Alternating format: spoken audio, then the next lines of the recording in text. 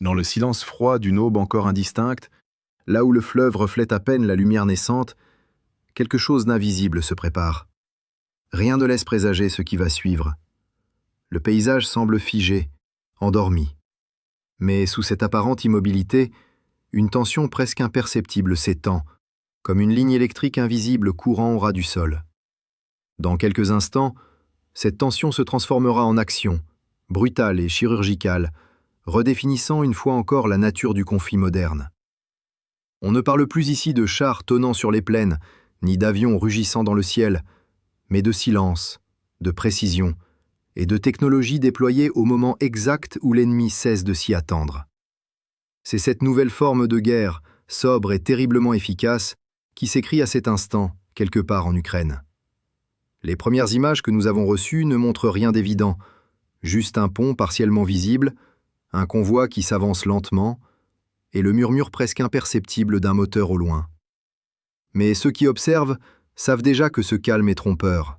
Dans les minutes qui suivent, ce lieu deviendra le centre d'une opération dont la simplicité stratégique rivalise avec sa portée symbolique. Ce qui se joue ici dépasse une simple embuscade. C'est une démonstration méthodique de ce qu'un plan parfaitement préparé peut accomplir face à la force brute. À travers cette séquence, on perçoit la montée d'une nouvelle ère où chaque mouvement compte, où chaque erreur de calcul devient fatale. Les images ne montrent pas d'explosion spectaculaire, pas tout de suite du moins. Elles montrent une attente froide, calculée, presque scientifique. Des opérateurs surveillent leurs écrans à des kilomètres de là, silencieux. Ils ne respirent presque pas. Devant eux, le convoi progresse, chaque véhicule suivant l'autre selon un rythme presque mécanique. La routine militaire, rassurante pour ceux qui s'y confient, mais mortelle quand elle devient prévisible. Et c'est justement cette prévisibilité qui va être exploitée. Ce que l'on va voir, c'est la conséquence directe d'une observation méticuleuse. Pendant des jours, voire des semaines, les équipes ukrainiennes ont analysé, comparé, mesuré chaque mouvement, chaque signal thermique, chaque bruit de moteur enregistré par satellite. Leurs adversaires, confiants dans la robustesse de leurs blindés et dans la densité de leurs brouilleurs, avancent sans se douter que chaque mètre parcouru les rapproche d'un point précis, calculé au centimètre près, où tout changera. Mais avant que l'instant fatidique n'arrive, il faut comprendre le contexte. Ce n'est pas une frappe improvisée, ni un acte isolé. C'est le résultat d'une planification qui transforme une simple embuscade en une leçon de stratégie appliquée. En apparence, il ne s'agit que d'un convoi franchissant une rivière. En réalité, c'est une expérience grandeur nature sur la manière dont la guerre de mouvement s'effondre quand la technologie est utilisée avec intelligence. C'est une démonstration froide et implacable de ce qu'un simple signal, un simple vecteur autonome peut provoquer quand il est déployé au bon moment. Le décor se met en place lentement, comme dans un film dont on devine que le climax approche. L'air semble plus lourd, les moteurs plus rauques, les échanges radio plus rapides. Personne ne sait encore que dans quelques minutes, tout ce qui se trouve ici sera figé, immobilisé, englouti dans un chaos que personne n'a vu venir. Le premier drone est déjà en vol. Il glisse à ras du sol, sans bruit. Il ne cherche pas la cible la plus spectaculaire, ni la plus visible. Non. Il vise le point faible, celui qui transformera la puissance en inertie. Un seul impact, précis, calculé, suffira à paralyser l'ensemble. C'est cette idée, l'idée que le mouvement peut être stoppé sans force brute, mais avec pure intelligence, qui rend cette opération fascinante. Et vous, si vous étiez à leur place, auriez-vous remarqué ce drone approchant à 150 km/h, fondu dans la brume matinale? Probablement pas. Le temps de comprendre, il est déjà trop tard. Ce que nous allons décrire ici n'est pas seulement une séquence de guerre, c'est une métaphore. Une démonstration du basculement d'époque où la supériorité ne se mesure plus en tonnes d'acier, mais en millisecondes de décision.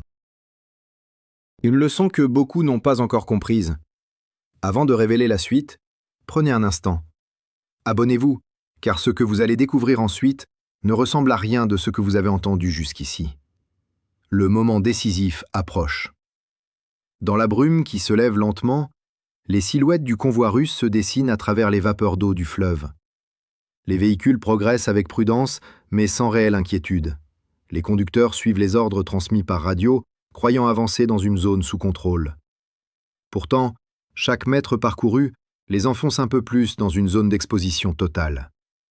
L'environnement est trompeur, des arbres bas, une route légèrement surélevée, un pont mobile installé sur une rive vaseuse. Rien d'inhabituel, du moins en apparence. Mais ce décor banal est en réalité un piège construit autour d'eux. Un espace où chaque trajectoire, chaque angle de tir, chaque fréquence radio a été anticipée, enregistrée et reproduite dans des simulations avant même le premier départ.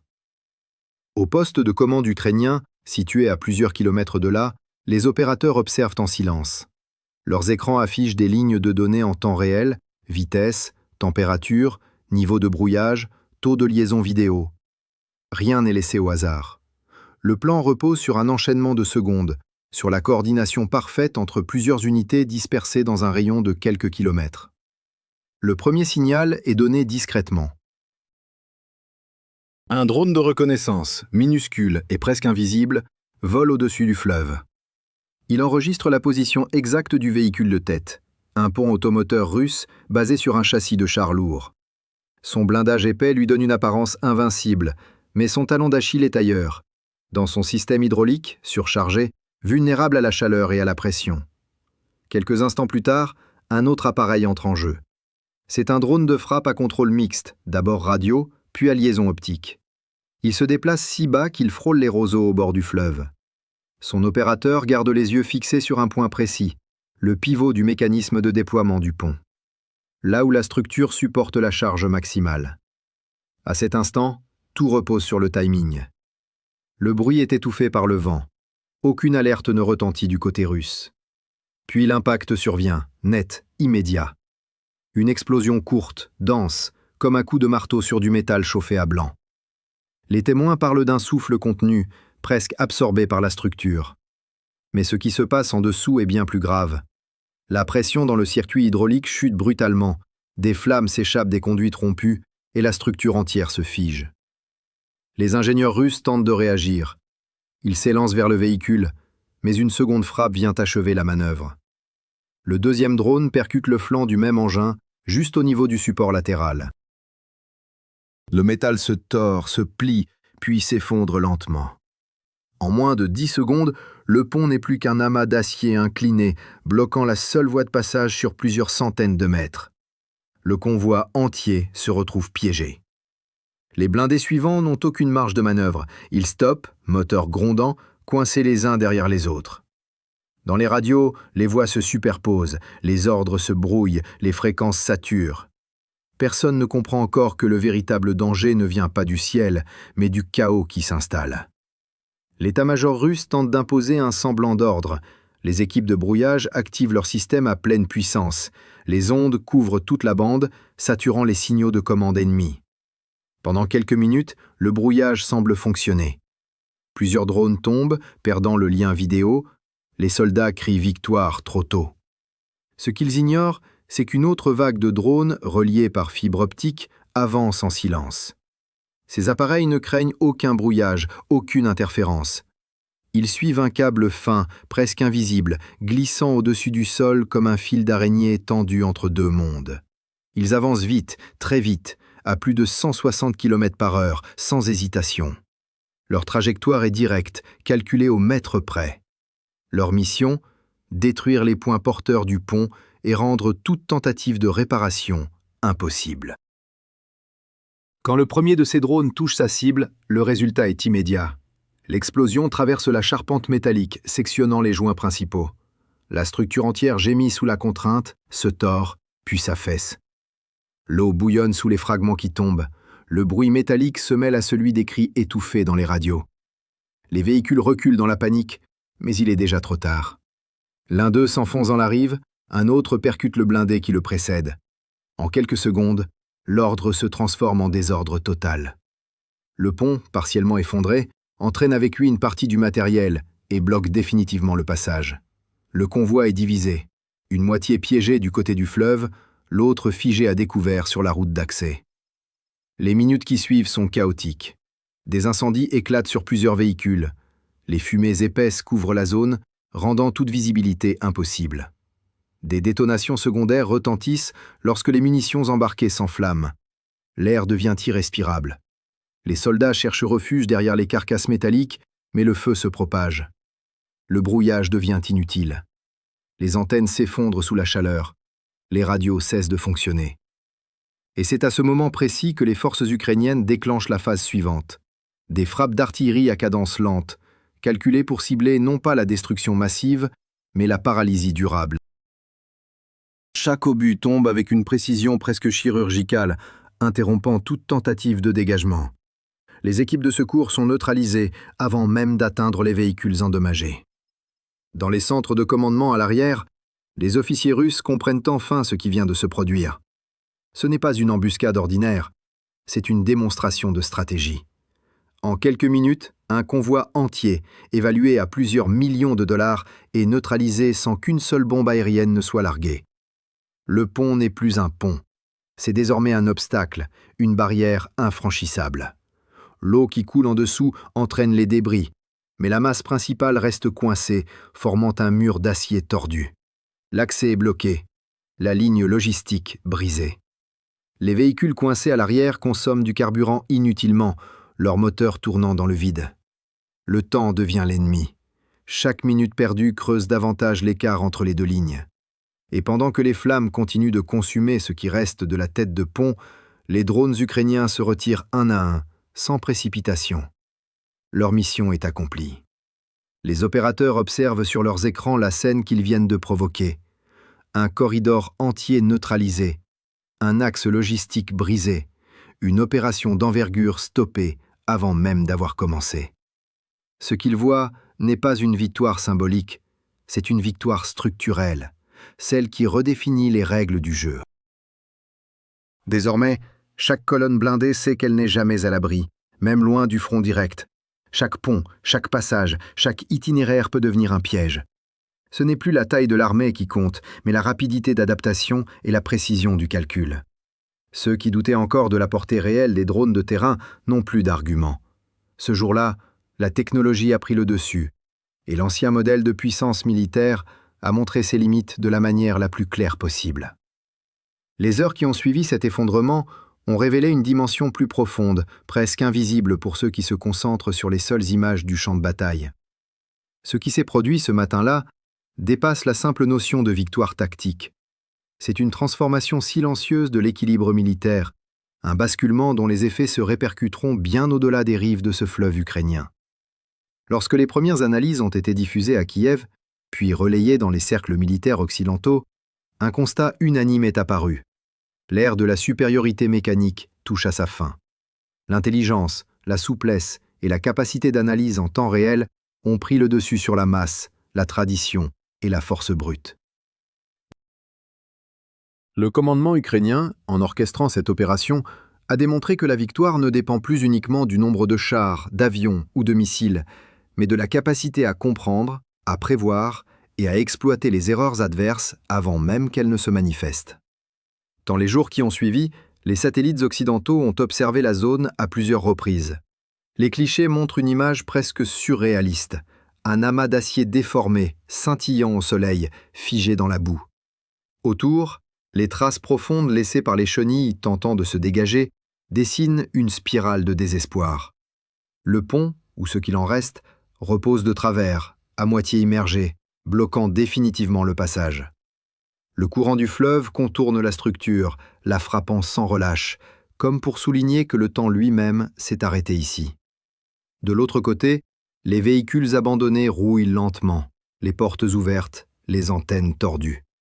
Certains équipages ont tenté de camoufler les engins avec des filets, mais la scène entière trahit la défaite d'un système face à une pensée nouvelle. À Moscou, la réaction a été immédiate, mais confuse.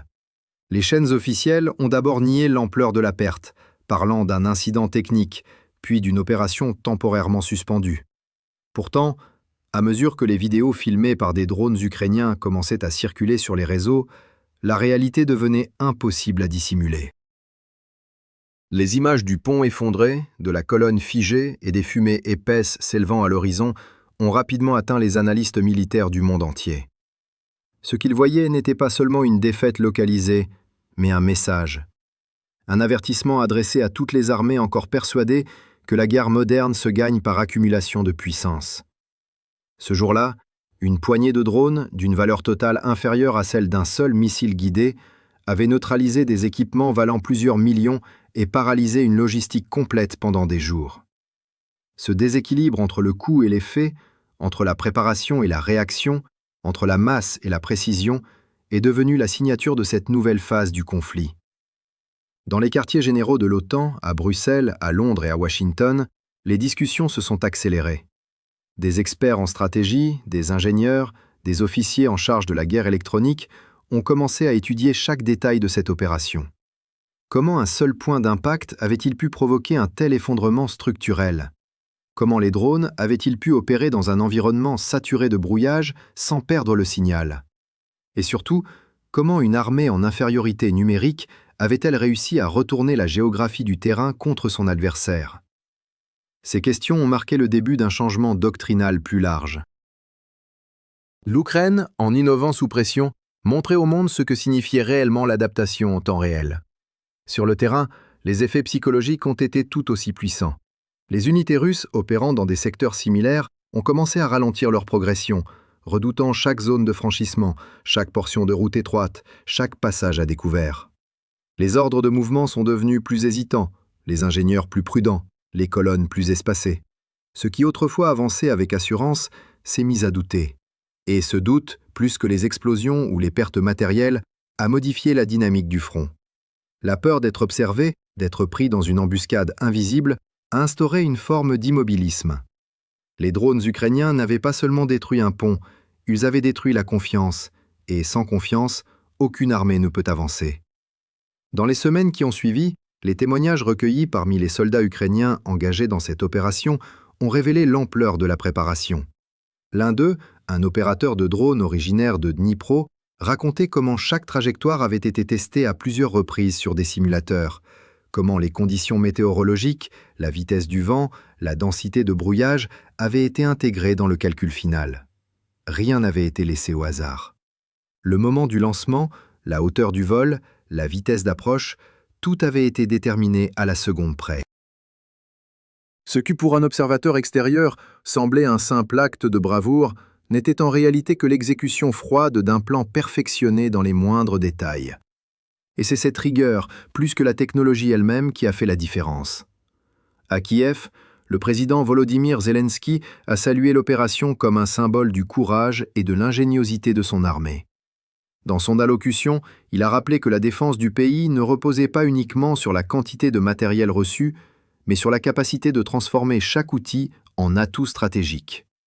Ces mots ont résonné bien au-delà des frontières ukrainiennes, inspirant une nouvelle vision de la guerre moderne. Dans les capitales européennes, cette opération a été citée comme l'un des exemples les plus marquants de l'efficacité asymétrique. Une guerre où la créativité, la coordination et la connaissance du terrain surpassent les moyens colossaux de l'adversaire. Ce succès n'a pas seulement renforcé la position militaire de l'Ukraine, il a aussi consolidé son image à l'étranger. Des vidéos de la destruction du pont sont devenues virales sur les réseaux sociaux. Des millions de vues en quelques heures. Les commentaires s'accumulaient, saluant la précision et l'intelligence de la manœuvre. Les analystes militaires, sur les plateaux de télévision, parlaient d'un tournant décisif dans l'histoire des conflits. Pour la première fois, le monde voyait en direct la démonstration d'un concept souvent théorique, celui de la guerre décentralisée, où de petites unités autonomes peuvent infliger des pertes massives à un adversaire bien plus lourdement équipé. Mais derrière cette réussite technique se cache une réalité plus humaine. Dans les villages environnants, les habitants ont observé la scène depuis les collines. Ils ont vu les flammes s'élever, puis retomber lentement. Pour eux, ce n'était pas une bataille abstraite, mais un moment de respiration au milieu du tumulte. Chaque victoire, aussi modeste soit-elle, représente un espoir, une preuve que la résistance peut l'emporter, que la précision et le courage peuvent inverser le cours d'une guerre. Les drones ne sont plus seulement des machines. Ils sont devenus les yeux et les mains d'un peuple défendant son territoire, son avenir et sa dignité. Aujourd'hui encore, les conséquences de cet événement se font sentir. Les cartes militaires ont été redessinées, Les unités de reconnaissance ont modifié leurs procédures. Les ingénieurs militaires du monde entier étudient les enregistrements de cette frappe